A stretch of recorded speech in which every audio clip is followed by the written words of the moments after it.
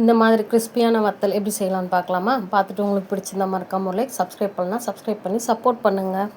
இது வந்துட்டு ரேஷன் புழுங்கல் அரிசி 3/4 கிலோ அளவுக்கு எடுத்து நல்லா வாஷ் பண்ணிவிட்டு ஒரு 8, 9 தடவை வாஷ் பண்ணிவிட்டு அதை வந்து 2 மணி நேரத்துக்கு மேலே நல்லா ஊறணுங்க அரிசி. அதுக்கப்புறமா ஒரு 2, 2.5 மணி நேரத்துக்கு ஊறிட்டு 10 பச்சை மிளகாய் எடுத்திருக்கேன். காரத்துக்கு தகுந்த மாதிரி நீங்கள் காரம் கம்மியாக வேணும்னா காரம் கம்மியாக எடுத்துக்கோங்க. காஞ்ச மிளகா கூட சேர்த்துக்கலாம். 10 பச்சை மிளகாய் எடுத்து ஊற வச்ச அரிசியை சேர்த்து கொஞ்சமாக தண்ணி விட்டு இந்த மாதிரி நல்லா மையாக அரைச்சிக்கிட்டேன். 2 பேட்சாக அரைச்சேன். ஏன்னா மிக்சின்றதுனால 2 பேட்சாக அரைச்சேன். இதுவே கிரைண்டர்னால் நம்ம அப்படியே போட்டு அரைச்சிக்கலாம். கிரைண்டரில் கூட அரைக்கலாம். நல்லா மையாக இந்த மாதிரி அரைச்சிட்டு எல்லாத்தையும் நல்லா கலந்து விட்டு அப்படியே வச்சிடலாங்க. அதுக்கப்புறமா தண்ணி வந்துட்டு நம்ம மாவு அரைச்சதுக்கு அப்புறம் தான் அளவு எடுக்கணும். அரிசி அளவு எடுக்கக்கூடாது. எந்த பாத்திரத்தில் இருக்கோ அந்த பாத்திரத்துக்கு 2 பங்கு அளவுக்கு தண்ணி எடுத்திருக்கேன். அந்த சின்ன கிண்ணத்தில் 1 கிண்ணம் ஃபுல்லாக வந்தது. அதில் 2 அளவுக்கு எடுத்து தண்ணி வந்து கொஞ்சம் பபுள் வர மாதிரி இருக்கும்போது நம்ம மாவை சேர்த்துலாம். ரொம்ப கொதிக்கணும்லாம் அவசியம் இல்லைங்க. அது கொஞ்சமாக பபுள் வரும்போது, தண்ணி சூடாகிட்டு பபுள் வரும்போது நம்ம அரைச்சி வச்சுருக்க அந்த மாவை சேர்த்து நல்லா வந்துட்டு கொஞ்சம் ஃபாஸ்ட்டில் வச்சுட்டு கைவிடாமல் கலரிகிட்டே இருக்கணும் ஸ்டார்டிங்கில். ஏன்னா வந்துட்டு நம்ம ஃபாஸ்ட்டில் வச்சாதான் கொஞ்சம் சீக்கிரமாக கெட்டிப்படும். அதுக்கப்புறம் சிம்மில் வச்சிடலாம். நல்லா வந்துட்டு கலரி கொடுத்துக்கிட்டே இருக்கணுங்க. இது வந்து நான் முழுக்க வந்து புழுங்கல் அரிசியில் தான் செய்கிறேன். உங்களுக்கு பச்சரிசியில் வேணுனாலும் செஞ்சுக்கலாம். இப்போ வந்து கொஞ்சம் நல்லா கலரி விட்டுகிட்டே இருந்துட்டு அதுக்கப்புறமா உப்பு வந்து சேர்த்துக்கலாம். நான் ஒரு கை ஃபுல்லாக சேர்க்கணும். நான் வந்துட்டு ஃபஸ்ட்டு கையில் வந்து கொஞ்சம் குறையா எடுத்துட்டேன். அதுக்கப்புறமா சேர்த்துக்கிறேன். மொத்தம் வந்துட்டு ஒரு கை அளவுக்கு உப்பு சேர்த்துக்கலாம். சேர்த்துட்டு நல்லா வந்து கலரி விட்டுகிட்டே இருக்கணும். இப்போ வந்து இந்த மாதிரி கெட்டிப்பதம் நல்லா கெட்டிப்பதம் வந்ததுக்கப்புறம் ஃபுல் சிம்மில் வச்சிடணும். ஃபுல் சிம்மில் வச்சுட்டு கொஞ்சம் நேரம் தொழவி விட்டுட்டுருக்கலாம். இப்போ வந்து கலரிக்கிட்டே இருக்கணும்னு அவசியம் இல்லை. கொஞ்ச நேரம் விட்டு தொழவி விட்டுட்டுருக்கலாம். ஆனால் ஃபுல் சிம்மில் இருக்கணும் அடுப்பு. அதுக்கப்புறமா சீரகம் வந்து சேர்த்துக்கலாம். ஒரு அரை கை அளவுக்கு சீரகம் சேர்த்துக்கலாம். நல்லா செரிமானத்துக்கு ரொம்ப நல்லது. சேர்த்துட்டு கொஞ்சம் கலரி விட்டுக்கிட்டே இருக்கலாம். இது வந்துட்டு சிம்மிலே வச்சு கொஞ்சம் நல்லா மாவு வேகணும். அதனால் கொஞ்சம் நேரம் நல்லா பிடிக்கும். ஏன்னா வந்துட்டு மாவு வேகாமல் போட்டால் நம்மளுக்கு வத்தல் வந்துட்டு நல்லா வராது. இப்போ வந்து மாவு நல்லா வெந்து இந்த பதத்துக்கு வந்த உடனே ஆஃப் பண்ணி இறக்கி ஆற வச்சிடலாம். இது வந்துட்டு நல்லா ஆறணும். கொஞ்சம் லைட்டாக கட்டியாக இருந்தால் கூட பரவாயில்ல. அது வந்துட்டு நம்ம பிழியும் போது எடுத்து போட்டுடலாம். இல்லைனா வந்துடும். அது நம்ம வந்து கவரில் போட்டு தான் பிழிய போகிறோம். அதனால் பிரச்சனை இல்லை. அதுக்கு தான் வந்துட்டு நல்லா தொழவி விட்டே இருந்தோன்னா கட்டிகள் அவ்வளோ வராது. இல்லைனா கீழே வந்து பிடிச்சி கட்டி போட்டுரும். இந்த மாதிரி ஒரு எண்ணெய் கவரோ இல்லை சாதா கவரோ எடுத்துகிட்டு நம்ம வந்து அதில் வந்து ஆற வச்சுருக்க இந்த வந்து மாவு குழை இதில் போட்டுடலாம்.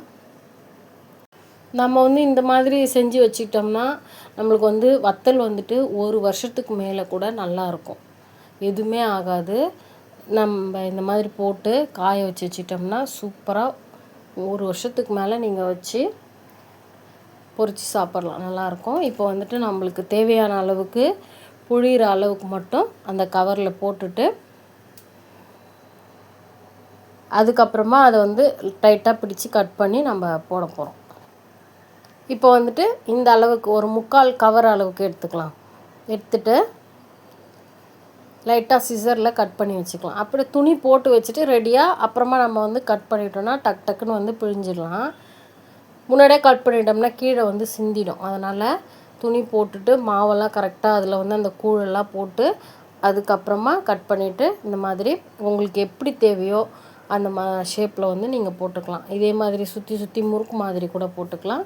இல்லை இப்படி நீட்டாக கூட போட்டுக்கலாம். கரண்டி எடுத்து கூட ஊற்றி தட்டையாக பண்ணிக்கலாம். இப்போ வந்து இது நல்லா காலையிலே போட்டோம்னா நம்ம அது வந்து ஒரு நாள் ஃபுல்லாக நல்ல வெயில் அடிக்கும் போது ஒரு நாள் ஃபுல்லாக காஞ்சிடுச்சுன்னா நம்ம வந்து எடுத்துடலாம். சப்போஸ் நீங்கள் லேட்டாக போட்டு வெயில் அடிக்கலைன்னா 2 நாள் ஆகும் காய. இது வந்துட்டு நான் போட்டு வந்துட்டு 2 நாள் ஆச்சு. ஏன்னா வந்து நான் மத்தியானம் தான் போட்டேன்.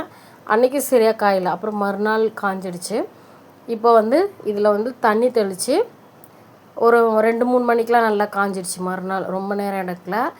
இந்த மாதிரி பின்வாக்கில் வந்துட்டு போட்டு அது மேலே வந்து தண்ணி தெளிச்சுக்கணும்.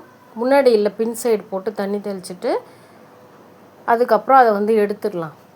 நனைஞ்சிட்டோன்னா இந்த மாதிரி நம்மளுக்கு ஈஸியாக வந்துடும் வத்தல். இல்லைன்னா எடுக்க முடியாது. அதனால கொஞ்சம் லைட்டாக தண்ணி தெளித்து ஊற வச்சு எடுத்துட்டு அதுக்கப்புறமா திருப்பியும் வந்துட்டு அதை வந்து வெயிலில் போட்டு நல்லா ஒரு நாள் ஃபுல்லாக காய வச்சோம்னா சூப்பரான வத்தல் ரெடி. நம்மளுக்கு வந்து அந்த கூழ் வேகிறதுக்கு வந்துட்டு கிட்டத்தட்ட ஒரு 45 நிமிஷமாவது ஆகுங்க. நம்ம ஃபஸ்ட்டு அதை ஹையில் வச்சு தொழவிட்டு அப்புறம் சிம்மிலே வச்சு தொழவுறோம் இல்லையா, அதனால் வேகிறதுக்கு கொஞ்சம் லேட் ஆகும்.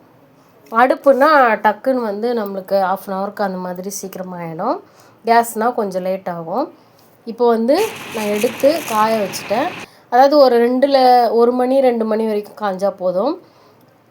இப்போ பாருங்கள், காய வச்சாச்சு. எனக்கு வந்து இந்த மாதிரி ஒரு டப்பா ஃபுல்லாக வந்துட்டு அப்புறம் கொஞ்சம் எக்ஸ்ட்ரா வந்தது, அதை தனியாக எடுத்து வச்சுக்கிட்டேன். நல்லா காஞ்சிருக்கு. இதை வந்து நம்ம அப்படியே மூடி வச்சிட்டோம்னா 1 வருஷம் வரைக்கும் அப்படியே கெட்டு போகாமல் நல்லாயிருக்கும். இதை வந்து திருப்பிலாம் காய வைக்க வேண்டாம். நான் வந்துட்டு ரேஷன் புழுங்கல் அரிசி வந்துட்டு ஒரு 3/4 கிலோ அளவுக்கு தாங்க போட்டேன். அதுவே வந்து இந்த அளவுக்கு வந்திருக்கு. நம்ம சாம்பார் சாதம், ரச சாதம், கீரை எல்லாத்துக்குமே சூப்பராக இருக்கும். நல்லா எவ்வளோ எண்ணெயில் போட்டு கொஞ்சம் எண்ணெய் தான் ஊற்றி வறுத்துருக்கேன். நல்லா புஷ்ஷுன்னு எப்படி சூப்பராக வந்திருக்கு பாருங்கள். நல்லா பொறன்னு நல்லா டேஸ்ட்டாக இருக்கும். நம்ம கடைகளில் வாங்காமல் வீட்லேயே வந்து செஞ்சிடலாம்.